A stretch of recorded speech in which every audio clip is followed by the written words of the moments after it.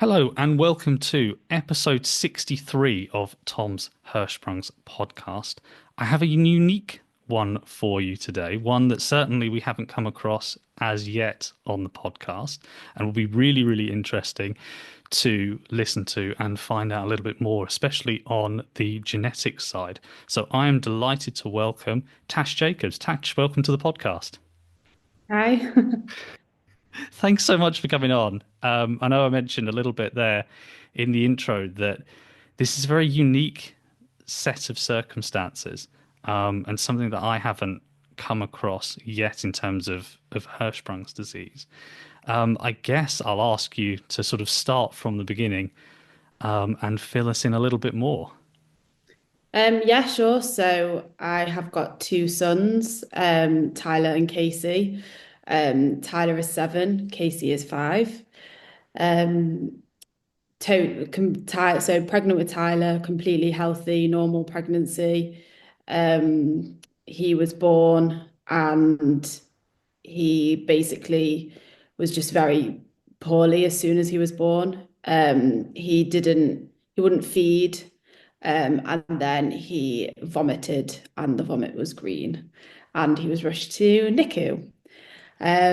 We were then in NICU, and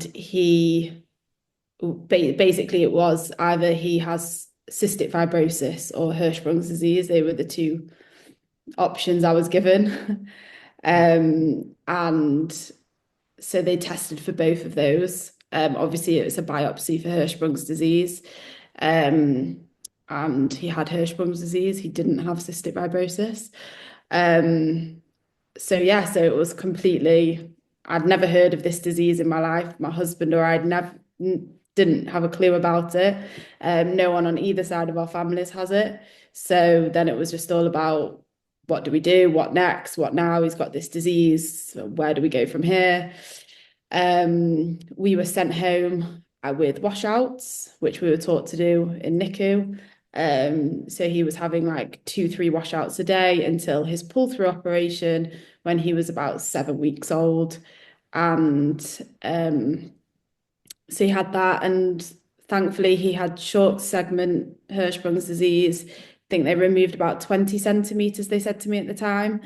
And Tyler is now 7, and it's kind of been we've never looked back. Like he has different things he has to do to manage the symptoms of her. So sometimes he might smear and things like that, but we have different things that we do to help him with that, and he's very aware of it all, and he's very confident, and we've tried not to make a big deal out of it. He has a routine in terms of when he goes to the toilet and everything. He knows what foods can trigger him and things like that. So to be honest with you, when we see consultants, they can't get over how great he's done.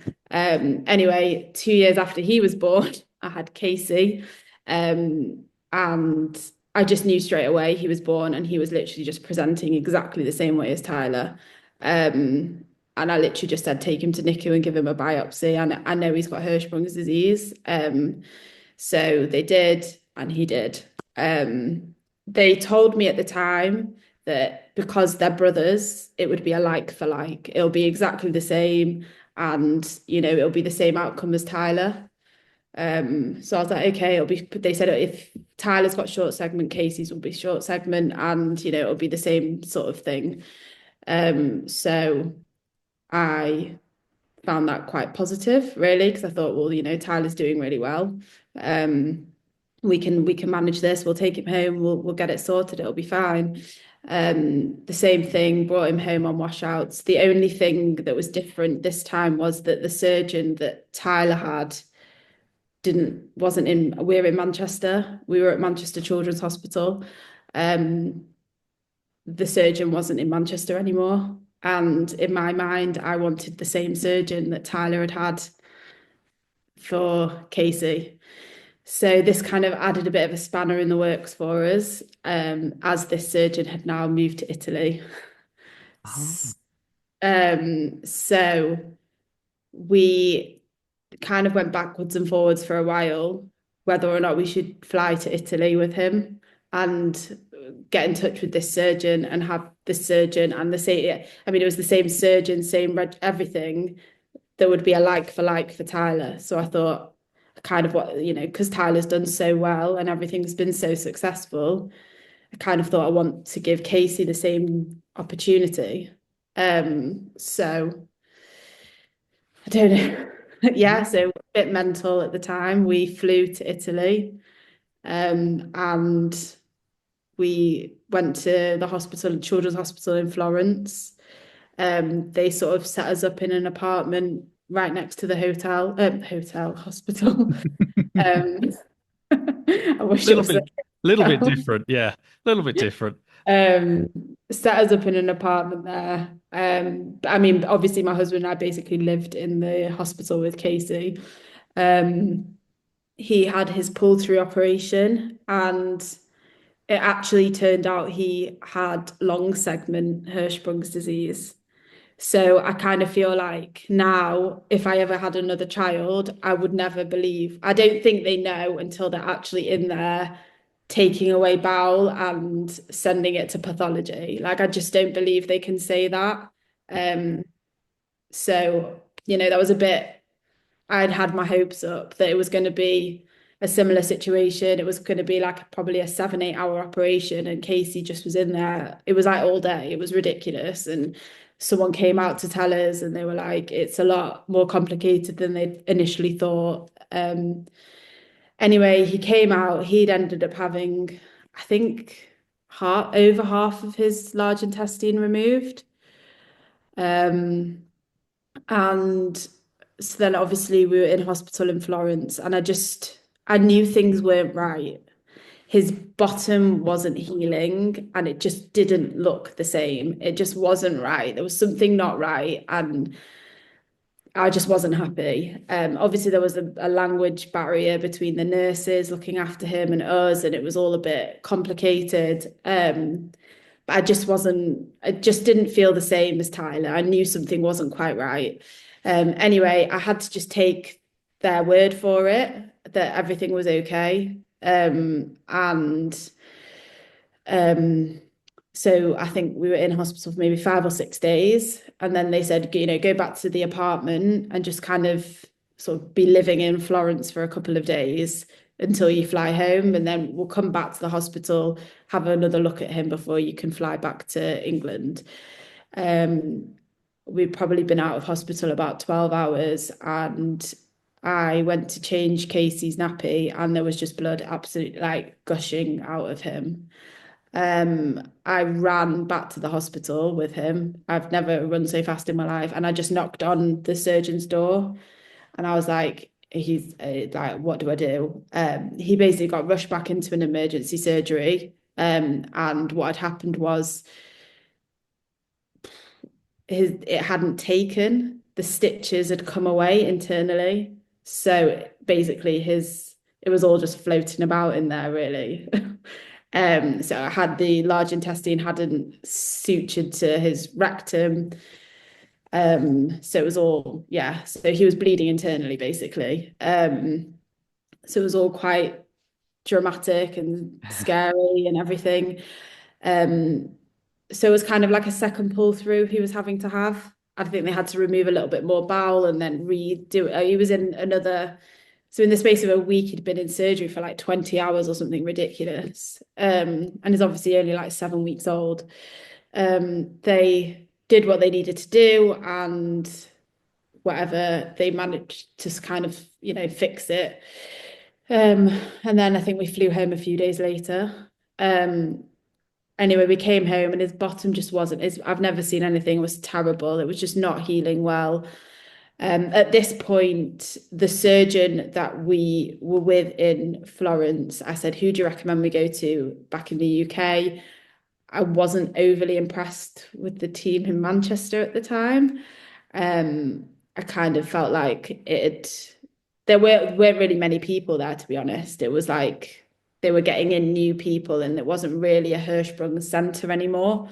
So they recommended Alder Hey in Liverpool. They said, there's a whole massive team of them there. So that's what we did. We went to Alder Hey. But it was just, yeah, one thing after another once we got home, um, until he was just getting enterocolitis all the time. His bottom wasn't healing. We had to have Botox and we had to try everything. He had to go in, he was going under general anesthetic because you have to do a thing where they put this like metal rod into the child's bottom to stretch to make sure it's every time he had to do that, he had to go under general because it was just so sore his bottom and everything was just not definitely not a like for like for Tyler because Tyler's had been a lot more straightforward. Um, every complication he just literally had. And then I think he got to about 9 months old and they just recommended that they form a stoma for him, um, which is what we did. And he is now 5 and still lives with the stoma. Probably the best thing we ever did for him was the stoma, even though he was still very much in and out of hospital till the age of about 2.5. He's now a lot more stable, thankfully. But yeah, it was the best thing we ever did. So it's kind of the story Wow. and shows the two completely different extremes of both of them. Yeah. So yeah. Wow. Yeah, no, I've got so many questions. I am amazed, I guess, about just the difference. I know you had spoken a little bit sort of off air and about the two complete differences in what is broadly the same condition. I know long segment, short segment are both come with their sort of different parts, but broadly the same condition and just two totally different experiences. One part I will pick up on the your first child Tyler when you were told it was either cystic fibrosis or Hirschsprung's, Yeah. which is something I've never heard before. Was Yeah. that something to do with the bowel, or was that So what gave you that? apparently, yeah, so apparently they have cystic fibrosis. They present the same when they're first born. So I think they don't pass meconium. I think they have sluggish bowels. So there's the presentation are the same. So we were, I mean, obviously given cystic fibrosis as another option wasn't, I would like, in that situation, Hirschsprung's disease is definitely you kind of would take that. So it was a bit of a relief to hear that he had Hirschsprung's disease when we were given those two options as the two things that it could have been diagnosed as.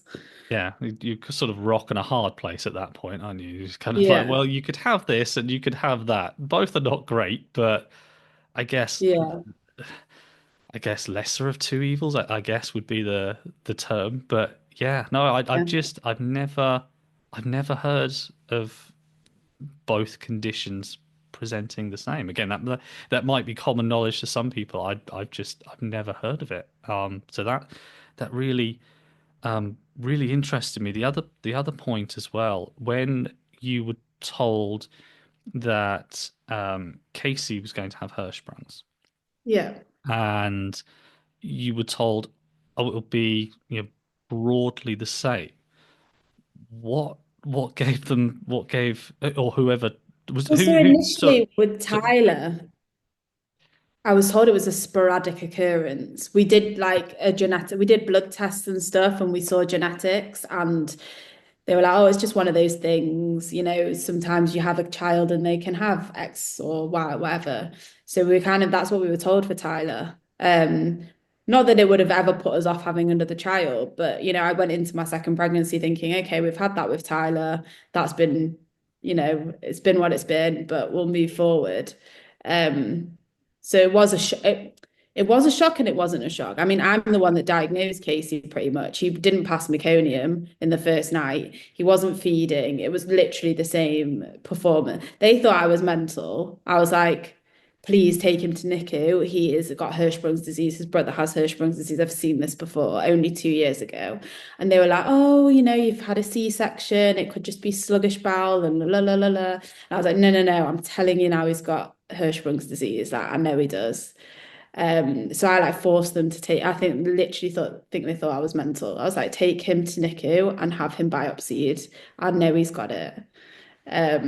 So yeah, I kind of forced that on them, and they kept sending in consultants. And some of the consultants, the problem you've got is a lot. Some of the consultants that were coming to see me, they'd never seen Hirschsprung's disease before. They hadn't even heard of it since they like studied it for 5 minutes in a lecture at medical school, and so they genuinely thought I was mental. They were like, really? We've never seen it before. Like, we really do. It's so rare. And I was like, my other son has it. I'm telling you now, he's got it.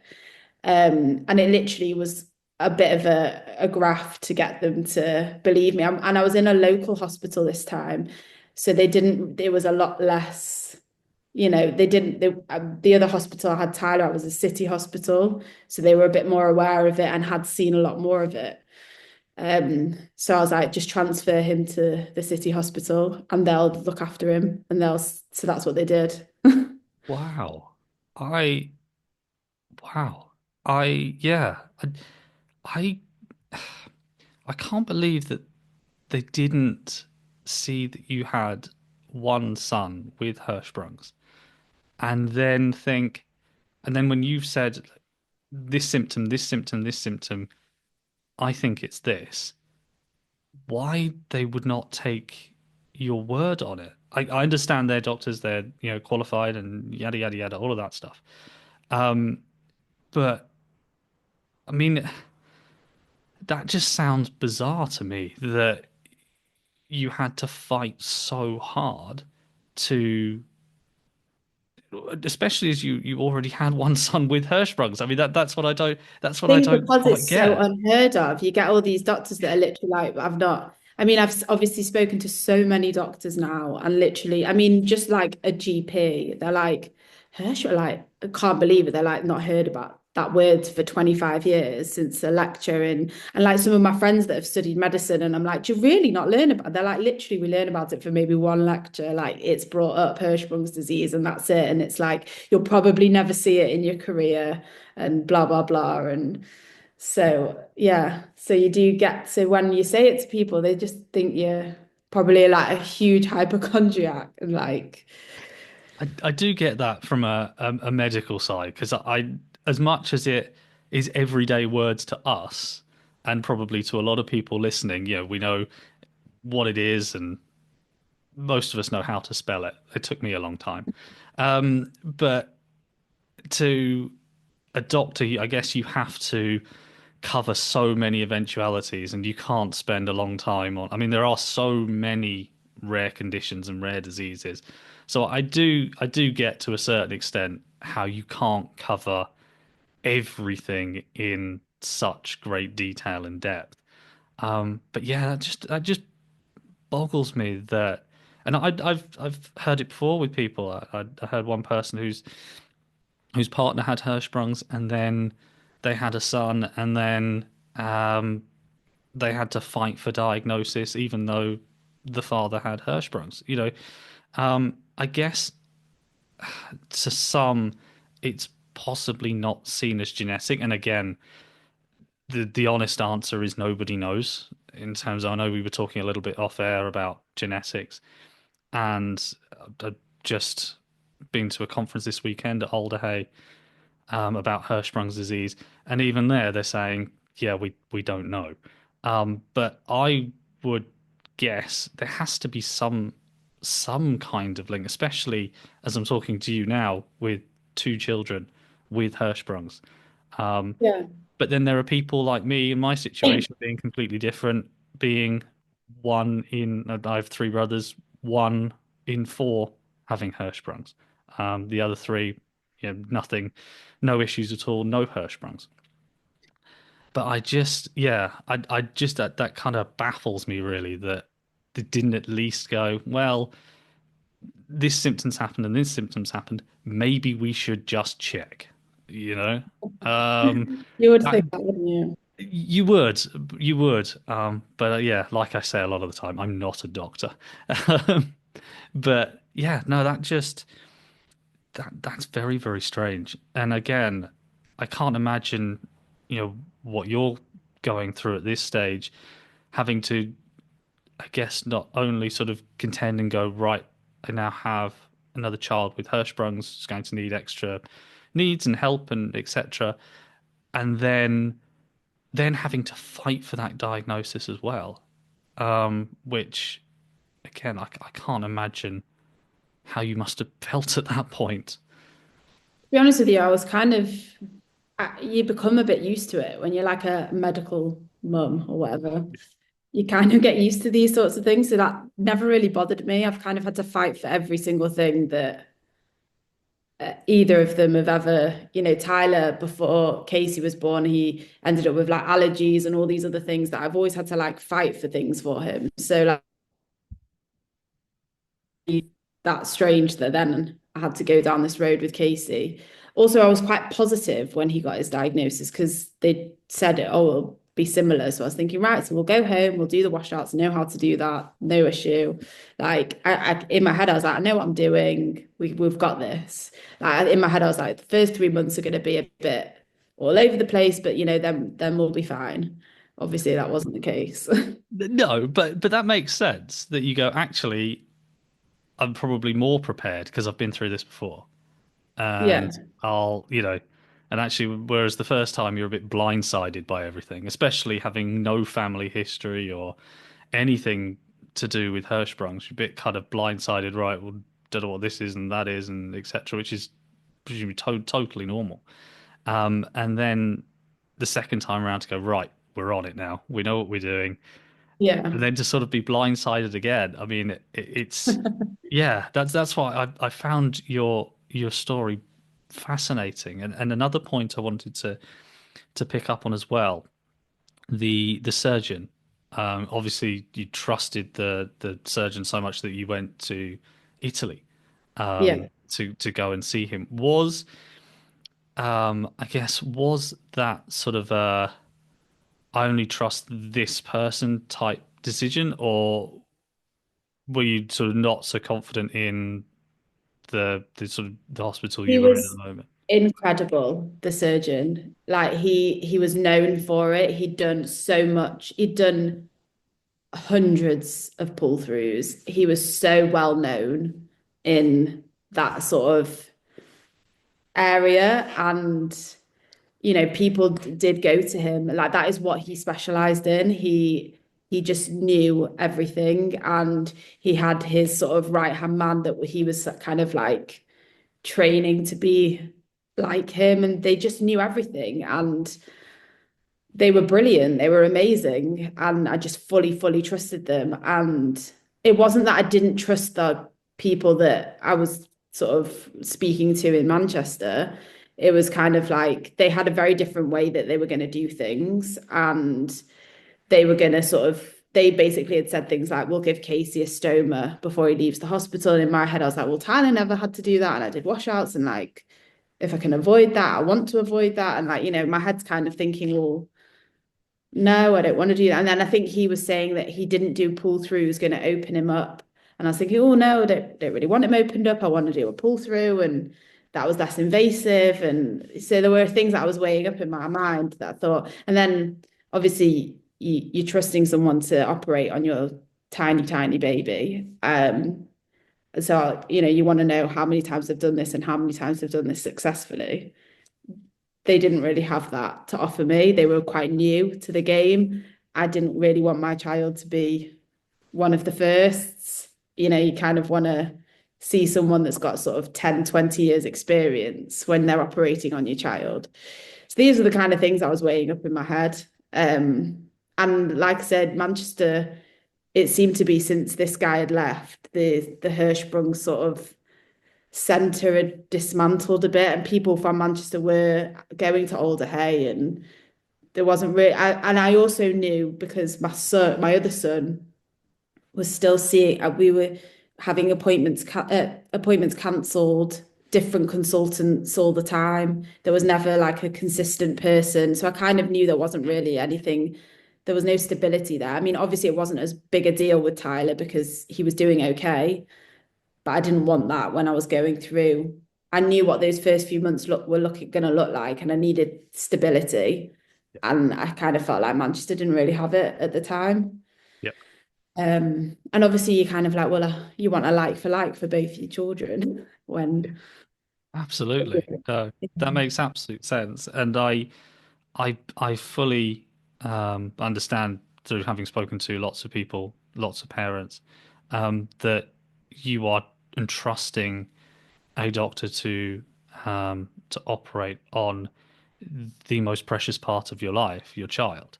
So you want 1,000,000% confidence in in the fact, and I get, as you said, if they haven't had that experience yet, and they're sort of saying, well, we could do this or we could do that, or I'm not sure with this, or I haven't done many of that.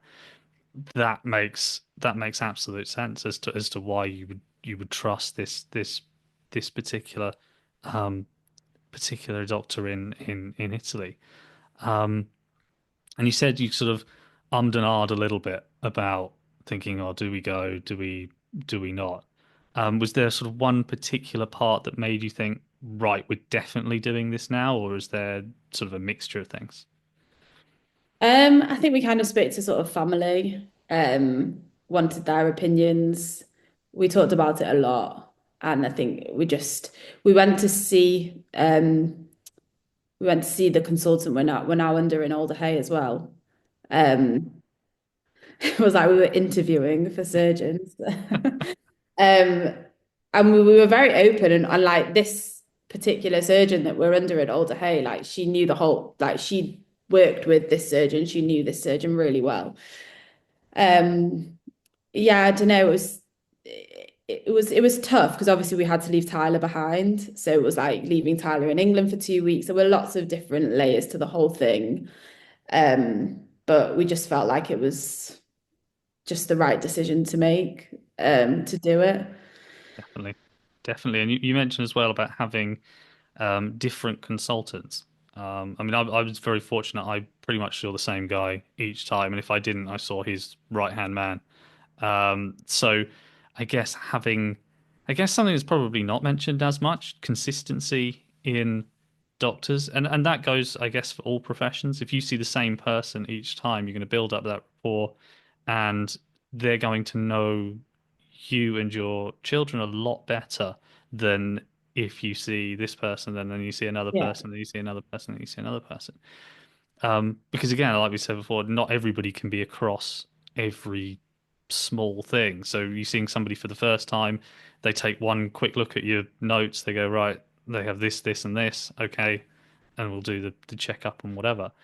Whereas if you have the same person, they are going to know you, little things about you, not just sort of, medically and whatever. They're going to know a lot more about personality, what you respond to better, how you address them and this, that, the other a lot better than if you see people you know, all over the place. But again, I think sometimes obviously it can't be helped, could it? I mean, sometimes you just kind of you see who you see because they're busy and whatnot. Well, So now it's at Alder Hey, when Casey can sometimes end up in hospital, um, we don't necessarily always see his like full-on consultant when we go in. We'll see like the registrar or someone on call or whatever.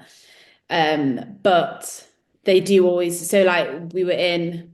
When were we last in with Casey? It's been quite a while, thankfully. good. Good. So it was not the October, just been the October before he was in hospital, and they were we were seeing a registrar and they were talking about how his stoma was too tight or something. I can't, anyway, they were saying that they wanted to take him into surgery and do something with his stoma and blah, blah, blah. And my head's like, what the hell? Like, no way. That is not happening. I know that he's just like dehydrated. He's having a lot of stoma losses and absolutely categorically not happening. Like he doesn't need to do that.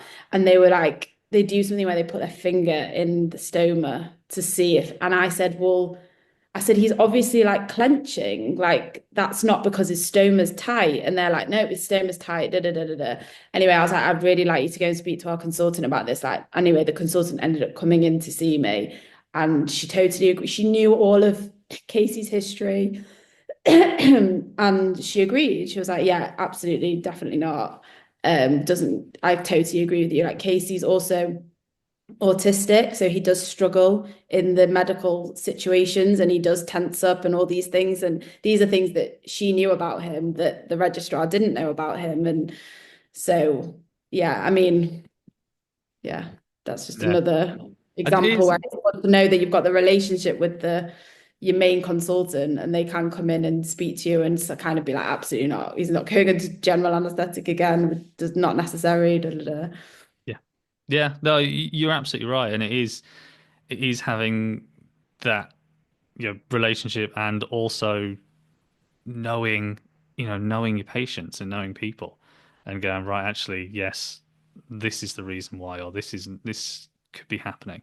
And yeah, no, I fully support that. I think you're absolutely right as well.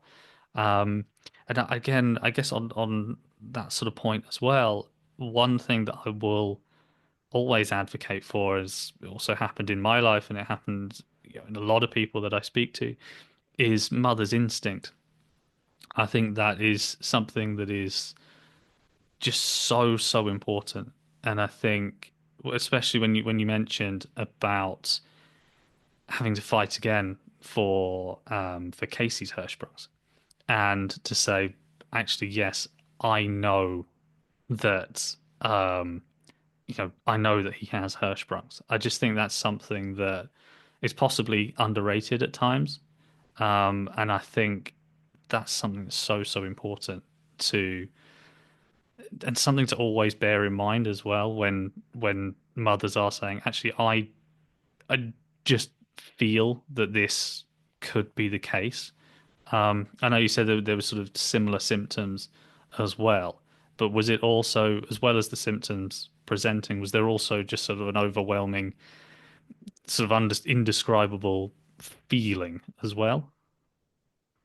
I just knew. I just knew. It was Yeah, just the way he was so sleepy. And it was just like I was back in time 2 years before. I just knew he did. I was like, I was trying not to say it out loud, but in my head. And then you go through the night and he's doing, I was just like, uh, yeah, I just knew. And everyone's saying the same thing, like, oh, he's not going to have it again. And I was like, I didn't want to say, well, actually, I actually think he does. yeah, yeah. But it's kind of, I guess, for a lot of people, it's this feeling that you just can't shake, and you go, right, I know, I don't know how I know, but I know, and yeah, it still baffles me that it said, oh, it'll be exactly the same, or oh, he won't have it again because it's so rare and it's this. I genuinely don't think anyone knows, No, they and don't. There's not enough. I No guess one, I mean, people say it to me now. They're like, oh, well, when you know that you carry this genetic condition, you can have that gene removed if you go to, and they're like, can you not do that with Hirschsprung's disease? I'm like, no. Like, they don't know. They don't even know what gene it is. They don't know anything. So, no, you can't do that. You kind of just have to go with it and see what happens.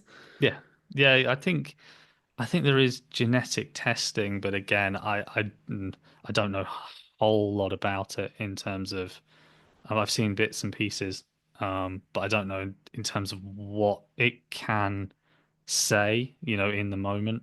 I'm not 100% sure. So, but I know that that's something that some people have sort of who have Hirschsprungs have sort of mentioned as well. And I know you mentioned as well to me um, something else that you wanted to say, which is the possibility of having more children. Yeah. So obviously, some people Yeah. who Not. have Hirschsprungs, or some people who have children who have Hirschsprungs, then possibly may fear having another child because they may have Hirschsprungs, or their child with Hirschsprungs went through a really bad experience and they don't want that again. But I know you've said, no, I'm not afraid.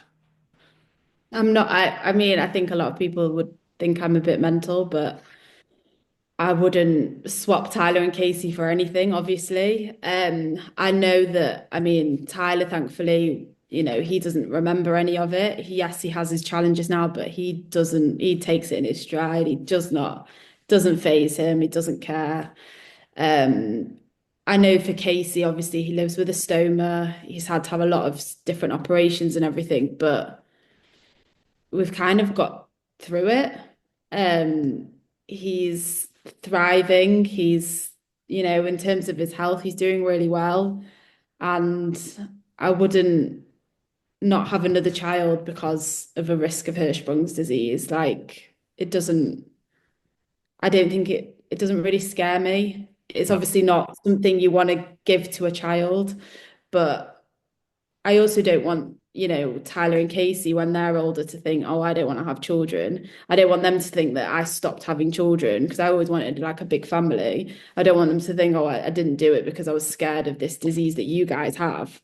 And I Yeah. don't want them to then think I don't want to have children because, well, look, my mum stopped. Do you know what I mean? I kind of Yeah. feel like I also think as the years go on, I'm hoping they're gonna, I mean, like, I think 30 years ago they didn't do pull-through operations. So, things have slowly progressed.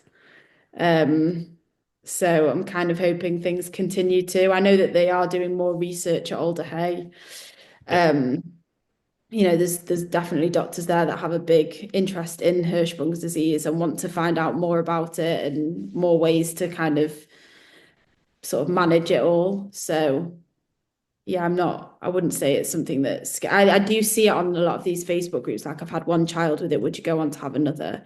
And I always post on those, like comment on it, like absolutely, like please don't be scared, just go with it and do it. And you know more about it now than you did before. So, you'll tackle it and you'll just get through it.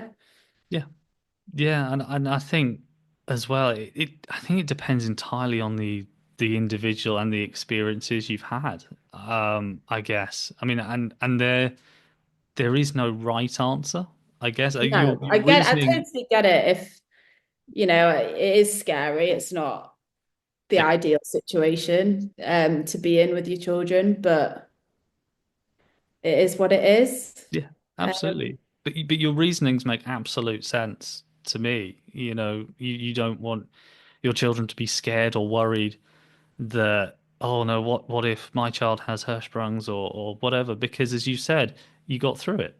You get through it, you're working through it, they're doing really well, thriving, you know, to all intents and purposes. Again, it's a condition you can't, necessarily see. So to all intents and purposes, you are sort of quote unquote normal. So the the idea that why wouldn't you go on and have children makes absolute sense to me. But then I do understand there are people who go through all manner of traumatic experiences with Hirschsprungs and then think, oh, I don't want to do that again. And I think both are totally valid. But I yeah no I think that's an excellent point to make. Um, and then if we sort of as we sort of circle towards the end here, the future. A question I tend to always ask everybody. In terms of the future for your two boys, um, doesn't have to be sort of medically, but just in terms of what you think the future looks like for them, what do you think? um, Tyler, I don't know. I mean, if he was to be sat here answering it, he'd be like, I want to be a footballer. Brilliant. Great career. That would be what his answer would be. I do think that because he's seen everything that's happened with Casey, and Casey's also like non-verbal autistic and everything, so he's had quite a few more challenges than Tyler.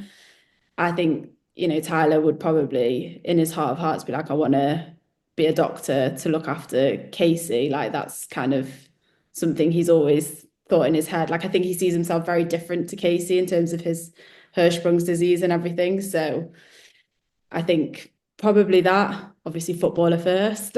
Yeah, naturally. Um, for Casey, I just want him to be happy. Like I say, he's non-verbal autistic. He has a lot more struggles now than just his Hirschsprung's disease. But just for him to be happy and healthy and do long stints out of hospital, like thankfully he is doing. Um, yeah, that would be the future for those two. Brilliant. Thank you. Thank you ever so much for coming on. Obviously, wish you and your whole family the best and lots of stints outside of hospital. Hopefully for the future. Yeah, and just thank you so much for coming on, sharing the story for your two boys. Put a lot of um, learned a lot from this. I learned an awful lot from this because, as I said at the very beginning, completely unique case that I've never spoken to anybody with this situation, and I've learned an awful lot, and I dare say a lot of people listening will have learned a lot from you today as well. But yeah, all that remains to say is just I wish you, your family, just all the very best for everything that comes in the future. Thank you, you too.